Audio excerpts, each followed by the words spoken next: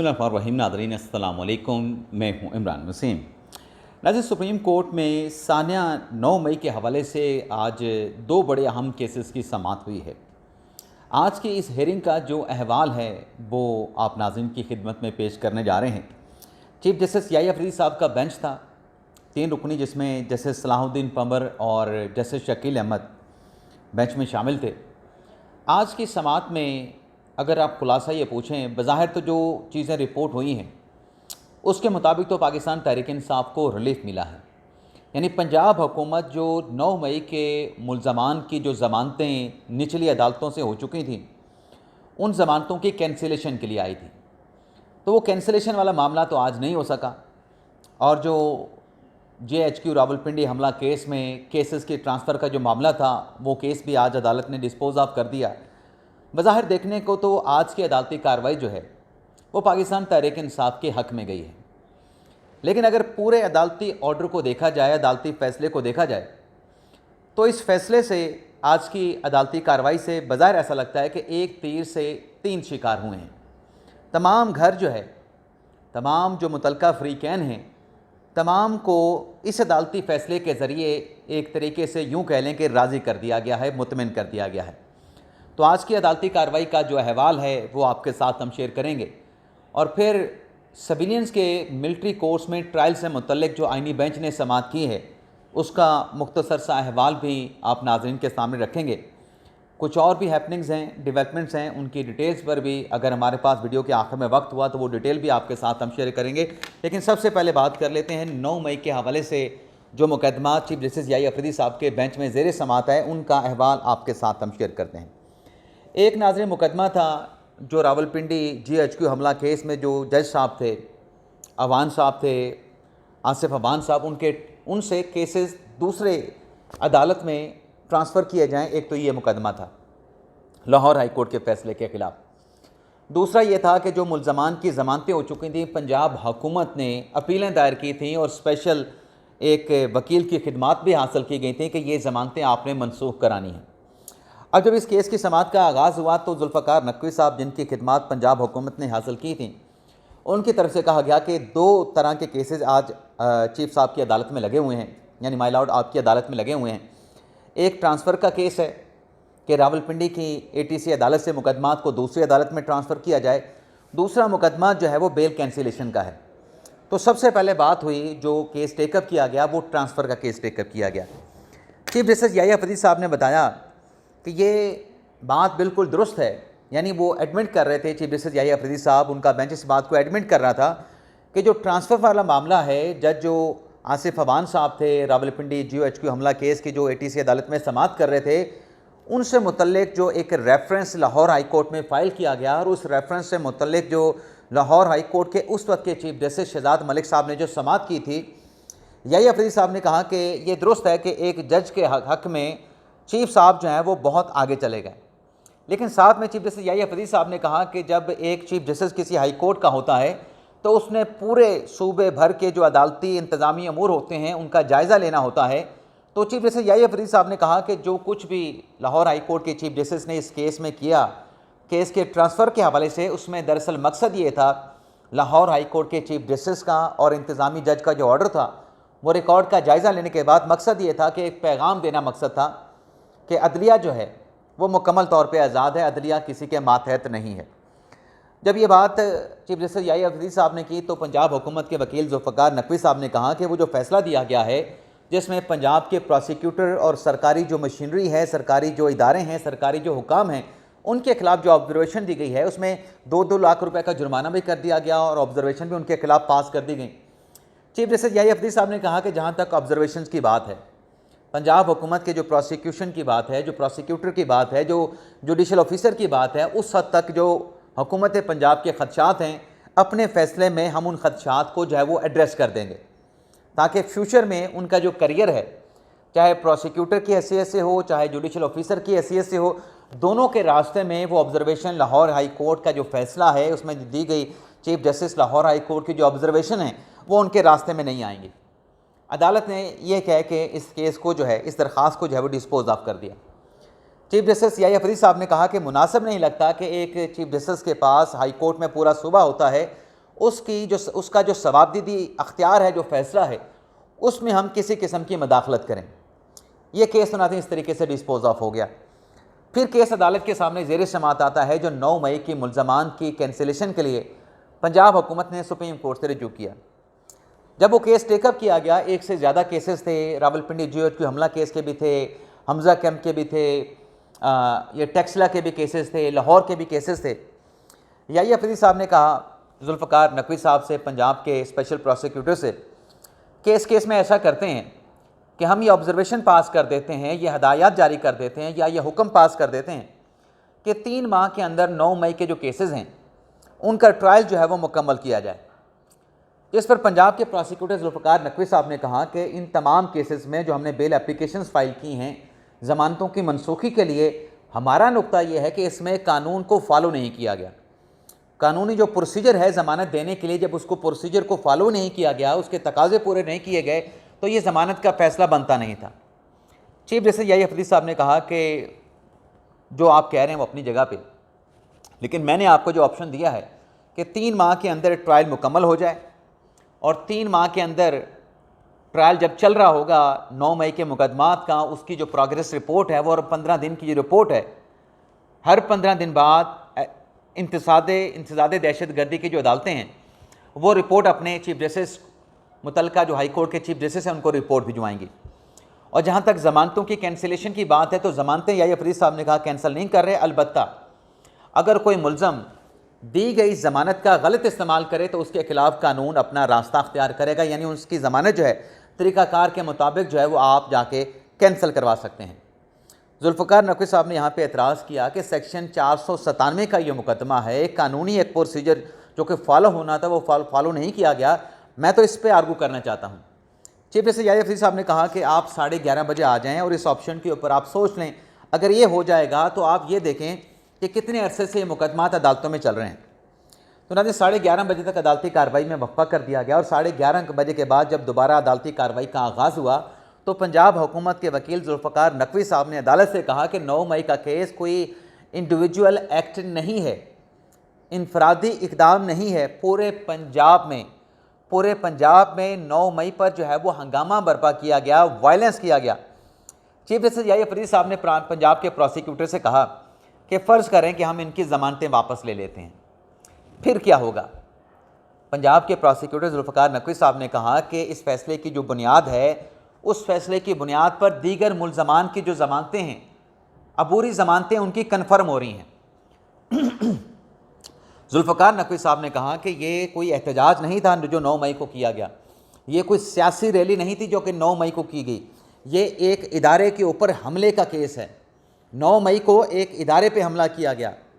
जिस पे chief justice Yahya Afridi साहब ने कहा कि ऐसी कोई फाइंडिंग नहीं देना चाहते जिसमें 9 मई के जो केसेस हैं उनका जो ट्रायल है, उन ट्रायल के ऊपर हमारी किसी फाइंडिंग का जो है वो असर पड़े। जुल्फ़िकार नकवी साहब ने कहा कि देखें माय लॉर्ड, ये जो ज़मानतें आपने हासिल करनी है, ये इंसदाद दहशत गर्दी का जो कानून है, जो ATC का जो कानून है, वो एक स्पेशल लॉ है। उस स्पेशल लॉ के मुताबिक जो मुतलका सेक्शन है वो 21D है। इस केस में मुल्ज़मान को जो ज़मानतें दी गई 9 मई के केसेस में, वो CRPC का जो सेक्शन है 497(2), सेक्शन 497 ज़ैली एक्ट 2 के तहत मुल्ज़मान को ज़मानतें दी गई। उनका तो इन केसेस में इतलाक़ नहीं होता था, क्योंकि जो ATC का कानून का जो सेक्शन 21D है वो बार करता है, वो उसमें ओवर राइडिंग उसका अफेक्ट है। जब 21D का इतलाक़ होगा तो उसमें मुल्ज़मान की ज़मानतें नहीं हो सकती थी। और फिर आगे चल के याहिया अफरीदी साहब ने कहा कि चलें आपकी बात मानकर अगर हम मुल्ज़मान की ज़मानतें मनसूख भी कर दें तो जो ट्रायल है इन केसेस का, वो ट्रायल कंक्लूड होने से रह जाएगा। जुल्फ़िकार नकवी साहब ने कहा कि ट्रायल को माय लॉर्ड आप छोड़ दें, ट्रायल हम जो मुतलका अदालतें हैं वहाँ पे मुकम्मल करवा लेंगे। नकवी साहब ने कहा कि हमारी दरख्वास्त ये है कि अगर आप ये फाइंडिंग दे देंगे कि 3 माह के अंदर ट्रायल कोर्ट इन केसेस के फैसला करें, तो बाकी जो ज़मानतों के मुकदमात हाई कोर्ट्स में पड़े हैं वो तमाम के तमाम केसेस जो है वो गैर मौसर हो जाएंगे। असल नुक्ता ये है कि क्या ये ज़मानतें मुल्ज़मान को देते हुए सेक्शन 2D जो है, क्या उसके तकाजे पूरे किए गए। जुल्फ़िकार नकवी साहब ने कहा कि सेक्शन 497(2) और 21D के जो तकाजे हैं वो अलग अलग हैं। मुल्ज़मान को ज़मानत देने से पहले अदालत ने जो एक तकाज़े 2(1)D के पूरे करने थे वो तकाज़े पूरे नहीं किए गए, तो लिहाजा ये मुल्ज़मान की ज़मानतें कानून के मुताबिक हुई नहीं। यही अफरीदी साहब ने कहा कि आप हमसे फंडिंग ना लें, 3 माह के अंदर ये केस कंक्लूड हो जाएंगे। जिस पे जुल्फ़िकार नकवी साहब ने कहा कि सर ये 3 माह में केसेस कंक्लूड नहीं होंगे जो आप ऑब्जर्वेशन दे रहे हैं। जब मुल्ज़मान की ज़मानतें हो चुकी होंगी, ज़मानतों के बाद मुल्ज़मान शामिल तफ्तीश नहीं होते, तो शामिल तफ्तीश जब नहीं होंगे तो तफ्तीश मुकम्मल नहीं होगी, जब तफ्तीश मुकम्मल नहीं होगी तो मुतल्लिका अदालतों में चालान नहीं दाखिल हो सकेंगे। तो कैसे 3 माह में ये ट्रायल जो है मुकम्मल हो जाएगा? जिस पर चीफ जस्टिस याहिया अफरीदी साहब ने कहा कि हम ये ऑब्जर्वेशन दे देते हैं कि जिन मुल्ज़मान की ज़मानतें अदालतों से हो चुकी हैं वो 7 रोज़ के अंदर मुतल्लिका तफ्तीशी से अप्रोच करें और वहाँ पे जाके शामिल तफ्तीश हो जाएं। 15 दिन के अंदर जो तफ्तीश का प्रोसेस है उसको मुकम्मल किया जाए और 4 माह के अंदर जो मुतल्लिका ATC की अदालतें हैं इंसदाद दहशतगर्दी की, वो 4 माह के अंदर इस ट्रायल को जो है वो कंक्लूड कर लें। जिस पर पंजाब के प्रोसिक्यूटर जुल्फ़िकार नकवी साहब ने कहा कि आप ऐसा करें माय लॉर्ड कि मुझे पंजाब के प्रोसिक्यूशन डिपार्टमेंट ने मेरी खिदमात को जो है वो हासिल किया है, मेरी वहाँ पे किसी के साथ रब्ता नहीं हुआ, किसी के साथ बात नहीं हुई, तो मुझे कल तक की मोहलत दे दें। तो अदालत ने इस नुक्ते पे कल तक की मोहलत दे दी है। अब नाज़रीन जो एनालिसिस करने वाले हैं, हमारी मुख्तलिफ वकला से बात हुई, साथियों के दरमियान जो डिस्कशन हुई उसमें यह बताया गया कि अगर ये ऑर्डर पास होता है, गो के इसमें देखने की हद तक तो पाकिस्तान तहरीक इंसाफ को फौरी तौर पर एक रिलीफ नज़र आ रहा है कि जिनकी ज़मानतें हुई हैं वो ज़मानतें कैंसिल नहीं होंगी। लेकिन वो जब उसका इन डेप्थ जाके एनालिसिस करते हैं कि ये मिठाई इसमें खाने के लिए जल्दी इसलिए नहीं करनी चाहिए कि जो PTI के जो लोग हैं 9 मई के जो केसेस जो डिले हो रहे हैं उसकी वजूहात क्या हैं, क्योंकि अफरीदी साहब ने भी ये रिमार्क्स दिए जब केस की अदालती कार्रवाई का आगाज़ किया, तो अफरीदी साहब ने कहा कि देखें कि ये कब की FIR है, प्रोसिक्यूशन का काम है कि वो ट्रायल को जल्द मुकम्मल करे। इस पे नाज़रीन फिर एनालिसिस करने वाले ये कहते हैं कि जब ये 3 माह या 4 माह की फाइंडिंग सुप्रीम कोर्ट से आ जाती है तो वो जो जिनकी ज़मानतें हो चुकी हैं, ज़मानतें होने के बाद वो तफ्तीशी के पास नहीं जाते, शामिल तफ्तीश नहीं होते, अदालतों में जाके लंबी लंबी तारीखें ले लेते हैं, यानी मुल्ज़मान की तरफ से जो ट्रायल को प्रोलॉन्ग किया जाता है, उसको लंबा खींचा जाता है, लंबी लंबी तारीखें ली जाती हैं, तो फिर ये सिलसिला भी बंद हो जाएगा। जो पाकिस्तान तहरीक इंसाफ से वाबस्ता लोगों ने 9 मई के केसेस में जो प्रोलॉन्ग करने का एक हथकंडा उनकी तरफ से इस्तेमाल किया जाता है, वो हथकंडा फिर वो इस्तेमाल नहीं कर पाएंगे। दूसरा, इसमें एनालिसिस करने वाले कहते हैं कि एक तीर से 3 शिकार ऐसे भी हैं कि इसमें जहां तहरीक इंसाफ को रिलीफ भी है तो दूसरी तरफ से उनका हाथ पकड़ लिया गया है। दूसरा शिकार ये है कि जो पंजाब के प्रोसिक्यूटर हैं उनके खिलाफ जो ऑब्जर्वेशन थी वो ऑब्जर्वेशन भी अदालत ने एक तरीके से वापस ले ली है कि फ्यूचर में लाहौर हाई कोर्ट के चीफ जस्टिस की जो ऑब्जर्वेशन है वो उनके रास्ते में, उनके करियर के मुस्तकबिल में उनके रास्ते में नहीं आएंगी। और तीसरी जो बात इसमें कही गई है वो उसमें ये बताया जा रहा है कि ये जो फैसला था ये लाहौर हाई कोर्ट के साबिक चीफ जस्टिस जो है शहजाद मलिक साहब का फैसला था। अब शहजाद मलिक साहब के फैसले में चीफ जस्टिस याहिया अफरीदी साहब ने चूँकि मदाखलत नहीं की, अगर मदाखलत करते तो बेशक वो सुप्रीम कोर्ट में शहजाद मलिक साहब आ चुके हैं, लेकिन उस वक्त उनका एक ऑर्डर था, एक पैगाम उन्होंने दिया था, उस ऑर्डर में भी मुदाखलत नहीं की गई। तो एक तरीके से जो एनालिसिस करने वाले की मैं बात कर रहा हूँ वो ये कहते हैं कि सुप्रीम कोर्ट में भी जो एक इख्तलाफात कोई पैदा हो सकते थे या कोई इख्तलाफात हैं उसमें भी जो है वो बेहतरी देखने को मिलेगी। इस फैसले में किसी किस्म की मदाखलत जो है वो ना करके एक तीर से जो है वो 3 शिकार किए गए हैं। एक तो नाज़रीन ये केस हो गया। अब आ जाते हैं नाज़रीन, इसमें वैसे कल देखना पड़ेगा कि पंजाब हुकूमत के जो वकील हैं प्रोसिक्यूटर जुल्फ़िकार नकवी साहब स्पेशल प्रोसिक्यूटर, वो कल हुकूमत पंजाब से प्रोसिक्यूशन डिपार्टमेंट से हदायत लेके कल क्या अदालत में जो है वो फर्दर रिपोर्ट या प्रोग्रेस रिपोर्ट जो है या नई हदायत से मुतल्लिक अपने दलाइल अदालत में पेश करते हैं। हतमी फ़ैसला तो कल होगा। अब नाज़रीन आ जाते हैं जो सुप्रीम कोर्ट में मिलिट्री कोर्ट्स में सिविलियन के ट्रायल से मुतल्लिक जो केस की समाअत हुई है, जिसे कल तक जो है वो अदालत की जानिब से जो है वो मुलतवी कर दिया गया है और कल भी वज़ारत दिफा के वकील ख्वाजा हारिस साहब जो हैं वो अपने दलाइल जारी रखेंगे। आज की समाअत में नाज़रीन जस्टिस अमीनुद्दीन खान साहब की सरबराही में जो 7 रुकनी बेंच है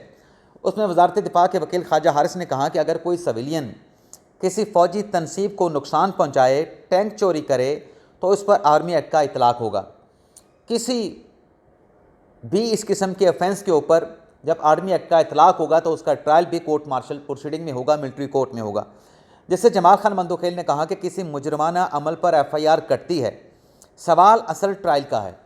वज़ारत दिफा के वकील ने कहा कि कानून बनाने वालों ने तय करना है कि ट्रायल कहाँ पे होगा। जस्टिस जमाल खान मंदोखेल साहब ने रिमार्क्स दिया कि FIR कैसे कटती है, ऐसे केसेस में तफ्तीश कौन करता है, तरीक़ाकार क्या होता है, अदालत ये जानना चाहती है। वज़ारत दिफ़ा के वकील ने कहा कि आर्मी एक्ट के तहत आर्म फोर्सेस खुद भी सिविलियन की गिरफ़्तारी कर सकती हैं, जिस पर जस्टिस मोहम्मद अली मज़हर ने कहा कि देखें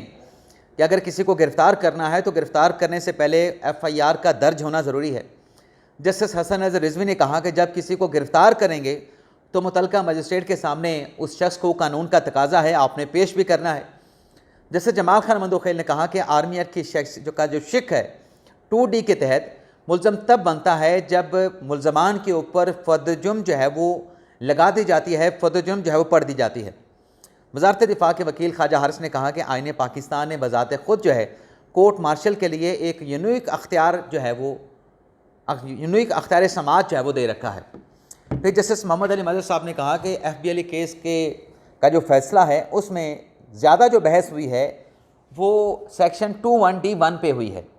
जिस पर वज़ारत दिफ़ा के वकील ख्वाजा हारिस ने कहा कि सेक्शन 2D के ऊपर भी 21D2 के ऊपर भी जो है उस पर भी बहस की गई है। जस्टिस मोहम्मद अली मज़हर ने कहा कि जो क्लास 2 है